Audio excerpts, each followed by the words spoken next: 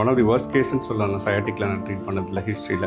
இவருக்கு வந்து L4-L5 compression இருந்தாலும் அவர் டெய்லி ஆஃபீஸில் ஒர்க் பண்ணிகிட்டே இருக்கிறதுனால இந்த சைடு ஹிப் வந்து ரொம்ப டைட் ஆகிட்டு இப்படி சைடாக தான் நடக்கிறார். ஒரு நாள் ட்ரீட் பண்ணிவிட்டா அன்றைக்கி நல்லா இருக்காங்க, அவர் நெக்ஸ்ட் டே வரைக்கும் நல்லா இருக்காங்க. அது அப்பப்போ ரெக்கர் ஆகிட்டே இருக்குது. So there'll be more number of sessions happening. இவருக்கு என்னென்ன சஃபர் பண்ணுறாருன்னா சேரில் உட்காந்து தான் அவனோட டியூட்டி அப்படி இருக்குது. உட்காந்தா கொஞ்ச நேரத்தில் திருப்பி டைட் ஆகிடும். இந்த தை ஃபுல்லாக இந்த பெயின் ரேடியேட் ஆகும், நம்னஸ் ஆகும், ப்ளஸ் ஒரு மாதிரி டைட் ஃபீலிங் இருக்கும். ஒரு நிம்மதியாகவே இருக்காது, அவருக்கு ஒர்க் பண்ண முடியாது. மேக்ஸிமம் நான் வந்து 10 வீக்ஸ் டைம் கேட்டிருக்கேன் ஓவராலாக. ஆஃப்டர் அபவுட் 10 வீக்ஸ் வந்து இந்த ப்ராப்ளம் சுத்தமாக இருக்குது. மோஸ்ட்லி 6 வீக்ஸில் வந்து கம்ப்ளீட்டாக சரியாயிடும். Acupuncture is very miraculous way of treatment or modality of treatment where இவ்வளோ சீரியஸ் இஷ்யூவை கூட விதின் ஃபியூ வீக்ஸ் வந்து கம்ப்ளீட்டாக சரி பண்ணிவிட்டு ப்ளஸ் ரெக்கரன்ஸ் வராமல் இருக்கிறதுல வந்து நல்லா ட்ரீட் பண்ண முடியும். So acupuncture is so good, it's a real boon for human being.